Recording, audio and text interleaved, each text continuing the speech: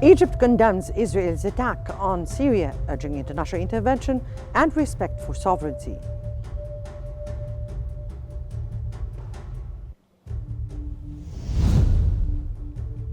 Foreign Minister Abdul Adi visits Beijing for strategic talks, cooperation and community engagements.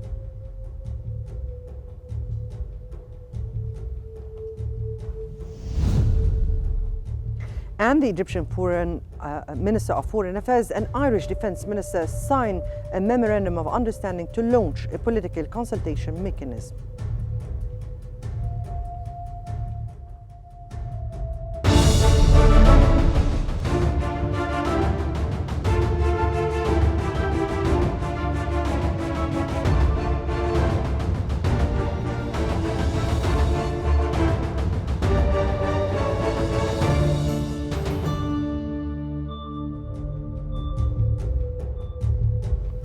You're watching the latest updates from Egypt on Qnews. Let's move to the latest developments.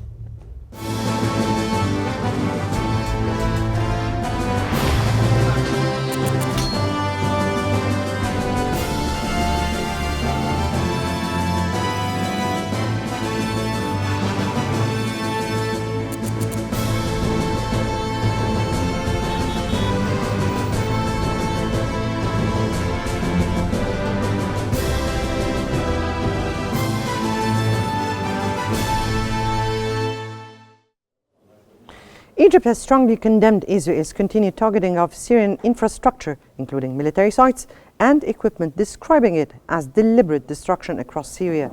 Egypt's foreign ministry condemns Israel's expansion in Syrian territories, accusing it of exploiting Syria's crisis and violating international law, warning of serious consequences. Egypt urged the UN Security Council and international actors to intervene, demanding an immediate end to Israeli escalations and respect for Syria's sovereignty and territorial integrity. Egyptian President Abdel Fattah al-Sisi has sent well wishes to Moroccan King Mohammed VI following the success of a surgery that he recently underwent. In the cable, President el-Sisi extended his best wishes for a full and fast recovery and wished the people of Morocco further progress and prosperity. Egypt's Foreign Minister Badr Abdulati has traveled to Beijing for a bilateral visit aimed at strengthening ties between Egypt and China. Abdulati's trip includes leading the fourth round of the Egypt-China strategic dialogue with his Chinese counterpart. He will also meet senior officials to discuss cooperation and regional developments, engage with leaders of major Chinese companies in Egypt, and connect with the Egyptian community in China.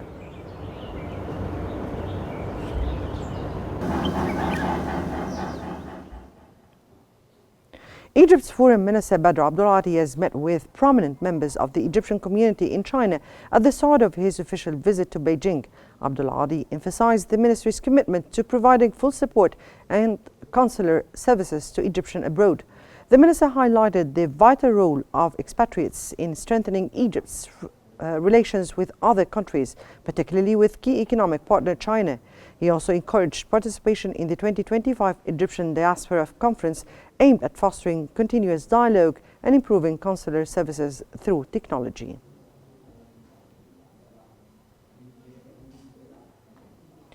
Egypt's envoy to the Czech Republic, Mahmoud Afifi, has participated in a meeting between Arab ambassadors in Prague and the Czech foreign minister. Discussions focused on the Gaza crisis and Syria.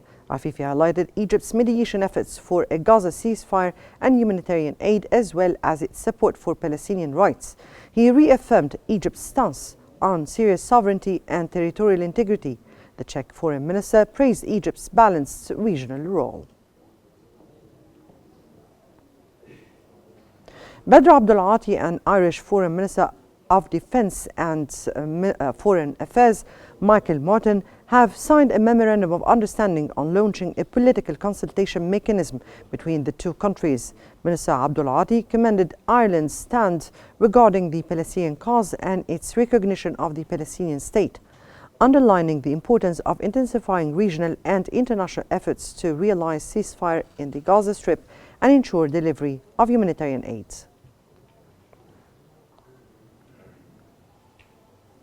Egyptian Ambassador Mohammed El-Badri has met with German Minister of State Tobias Lindner to discuss regional and international issues, particularly the situation in the Middle East.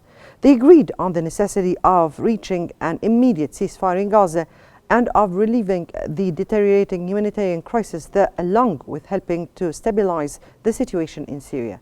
The two sides also discussed the political, economic, and cultural relations between Egypt and Germany and agreed on the importance of boosting ties and opening new horizons of cooperation in the different domains.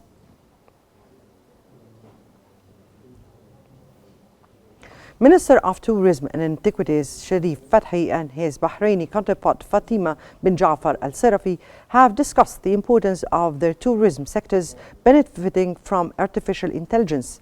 They also discussed boosting bilateral cooperation in tourism and promoting tourism in both countries. During the meeting, the Minister of Tourism reviewed tourist movement indicators in Egypt in 2024, noting that year-on-year tourist movement will increase 5% by the end of this year.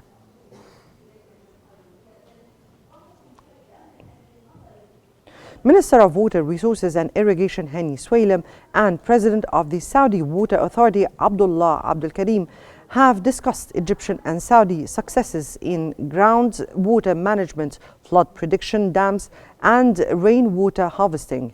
During COP16 in Riyadh, Egypt and Saudi Arabia discussed strengthening cooperation on rainmaking and leveraging Saudi research.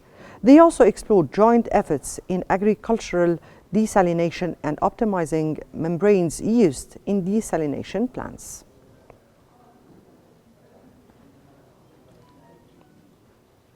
Minister of Water Resources and Irrigation Hani Swalem has also discussed climate-resilient agri-food system transformation with the Regional Director for Sustainable Development in the Middle East and North Africa, Miski Burhan. In a meeting at the World Bank, Swalem highlighted past collaborations aimed at implementing integrated activities, upgrading irrigation systems, enhancing farmers' capacities, and promoting the reuse of sanitation water for agricultural purposes. Minister of Health Khaled Abdul Ghaffar has emphasized the importance of coordinating efforts to meet the medical needs of the Syrian people amid the ongoing crisis. During his opening speech at the 61st session of Arab Health Ministers' Council in Iraq, Abdul Ghaffar also reiterated Egypt's commitment to providing continuous support to Palestine, Lebanon, and Sudan.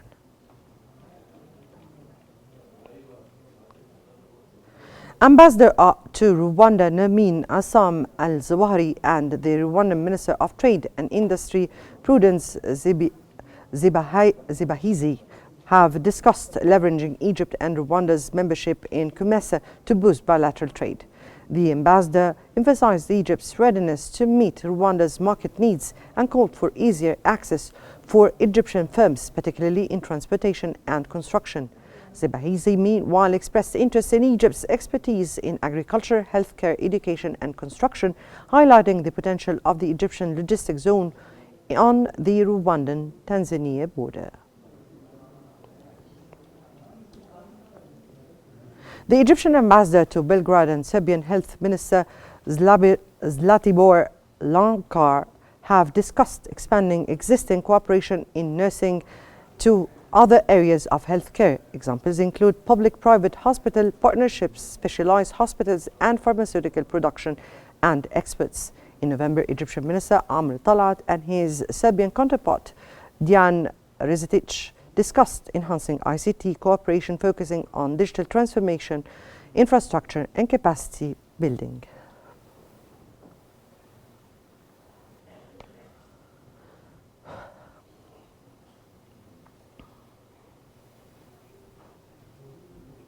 Egypt's Minister of Transport has intensified its efforts to bolster its commercial fleet with a capacity of 82,000 tons, a length of 229 meters, and cutting-edge eco-friendly technology.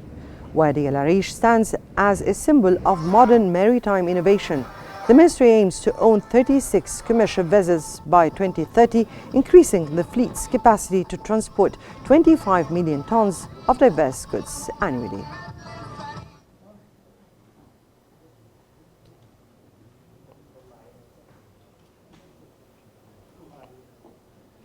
Egypt has signed an agreement to establish the region's first ship recycling and building project.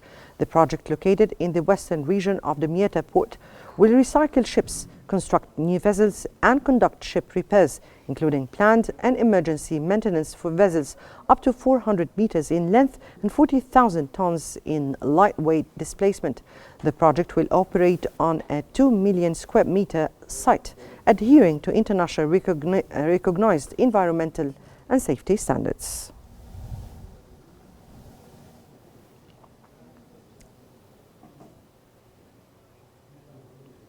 Prime Minister Mustafa Madbouli has reviewed procedures for offering the Jebel Zayt wind power plant located south of Ras Gharib. This follows the Prime Minister's plans to offer the Jebel Zayt wind power plant as part of a broader initiative to list public banks and companies in 2025. Madbouli has announced that 10 companies, in addition to the United Bank, which has already been offered, will be included in Egypt's initial public offering program in 2025. The Minister of Planning, Economic Development and International Cooperation, Rania Al-Mashat, and Poland's Minister of Economic Development and Technology have signed a protocol which outlines an agreement on 16 key development areas. The signing occurred during the inaugural session of the Egyptian-Polish Joint Economic Cooperation Committee, which aims to boost trade, investment and collaboration in key sectors like ICT, smart cities, private sector partnership and the Suez Canal Economic Zone.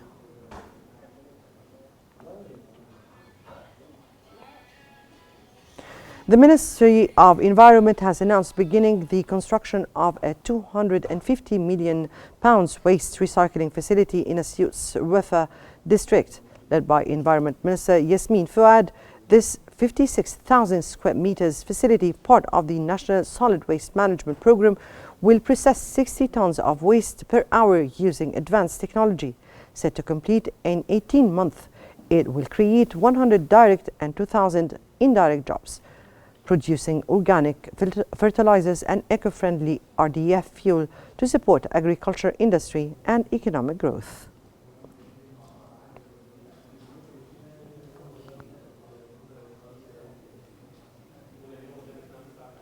Egyptian exchange indices went up at the close of trading on Thursday. The capital market trading recorded nearly £3 billion as total transactions hit nearly £106.2 billion. The EGX 30 benchmark index increased 0.18%. The broader EGX 70 EWI index of the leading smaller and mid-cap enterprises increased 0.64%. The all-embracing EGX 100 index was also up 0.49%.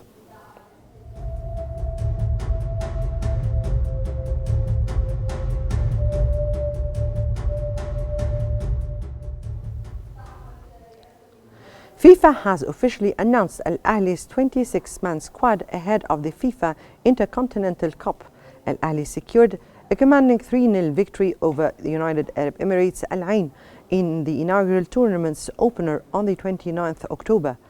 The Cairo Giant claimed the African Asian Pacific Cup title in front of their home fans, advancing confidently to the next stage. Al Ahly will face Mexico's CF Pachuca in the Challenger Cup semi-final on Saturday. The Cairo-based side brings both confidence and pedigree into the tournament. With a record 12 CAF Champions League titles and numerous domestic and continental honors, Al Ahly have long been accustomed to excelling on football's biggest stage.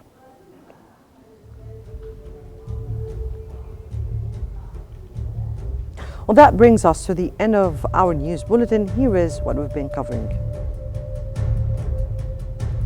Egypt condemns Israel's attacks on Syria, urging international intervention and respect for sovereignty.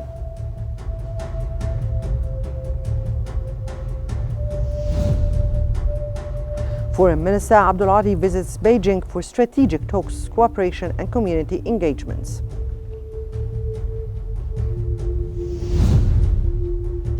And the Egyptian Minister of Foreign Affairs and Irish Defence Minister signed a memorandum of understanding to launch a political consultation mechanism. That's all for now. Remember to stay updated by following Qnews for the latest developments.